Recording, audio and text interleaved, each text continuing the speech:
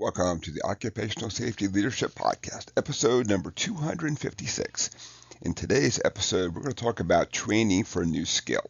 So, um, first, I think I want to do a little background about what got me thinking about this. The way that we go about training a person for a new skill.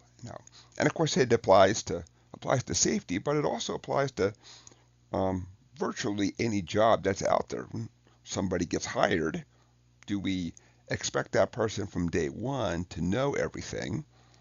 Or do we expect that person from day one to, enough and we want you to shadow somebody for, pick a time period, 30, 90 days, whatever the deal is, and then we deem you as competent then.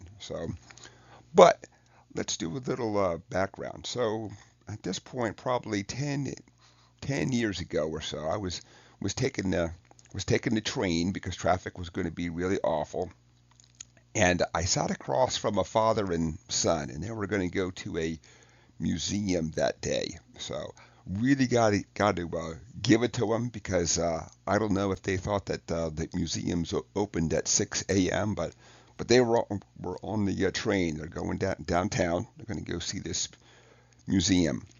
And on the way down, the father says, "Hey, why don't we look at some different ways of swimming?" And of course the son was probably 4 or 5, so the son at that point had experienced a little bit of swimming, and the father led with this whole like, well, you know how to get into the pool, you know how to swim like a little, why don't we look at expanding and we'll look at the different strokes out there. And then they watched some videos on the side stroke and the butterfly and the different ways and why that you do each one. And most of it was that the father pulled up videos on his phone and they would watch together. Then they would kind of stop every so often and talk about it then. So I'm just a passive observer, just a couple feet away watching this whole thing then. And it was apparent to me that the son knew a little and the father wanted him to know more about swimming. So as I listen to more of the story, the son says, "Well, who taught who taught you how to swim?" And the father says, "Well, nobody.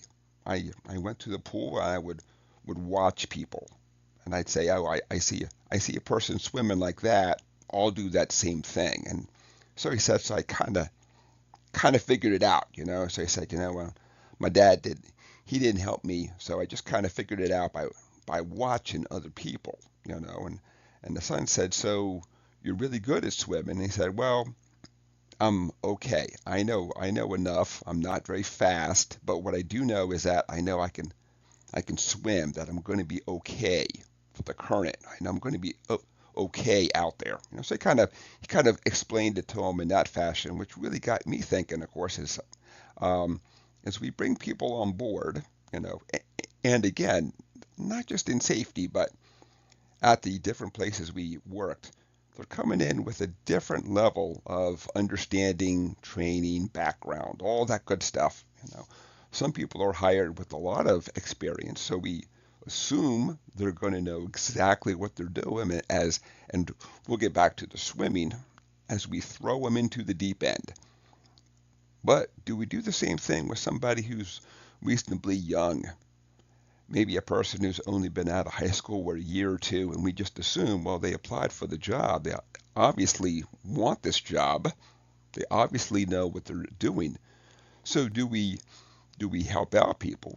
Do we just kind of almost throw them in the deep end and they're going to either swim or sink in this?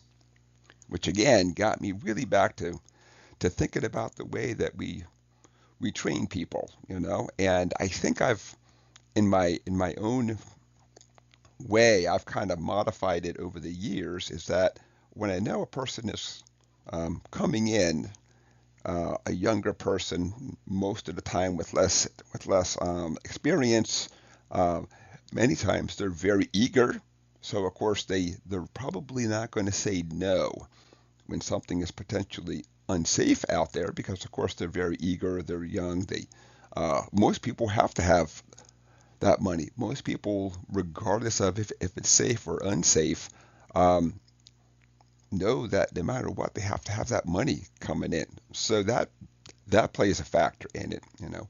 But looking at these new skills, a lot of the places that I worked are chemically intensive.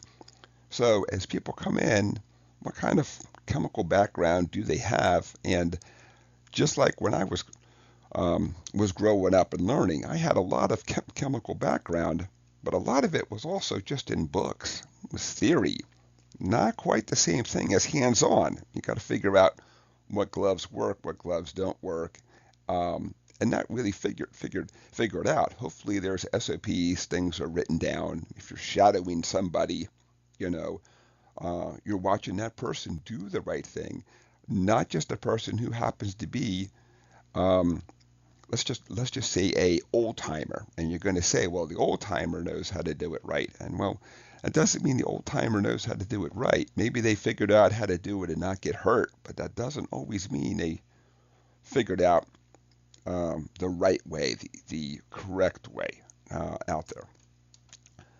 So let's wrap up today's episode, and it's just really more of when we hire these folks, we have to figure out they're coming to the workplace. Most of the time, they're there to learn a new skill. Most people don't go to a job and say, I've done this for 30 years. I'm not willing to grow. I'm not willing to change. I'm not willing to do anything else except this one exact thing. And so we have to help them out in this. And of course, with safety, we have to help them out because they're coming on board. We don't know what kind of background they really have out there, you know. Is it one where their previous place was very safety conscious, or was it one that the maybe the written or maybe the unwritten rule is you keep your head down, your mouth shut. Somebody else will worry about hazards and things. This is what your job is. You just do it, you know. So let's wrap up today. I want to thank everybody for joining me today. My name is Dr. David Ayers. Thank you, and have a safe day.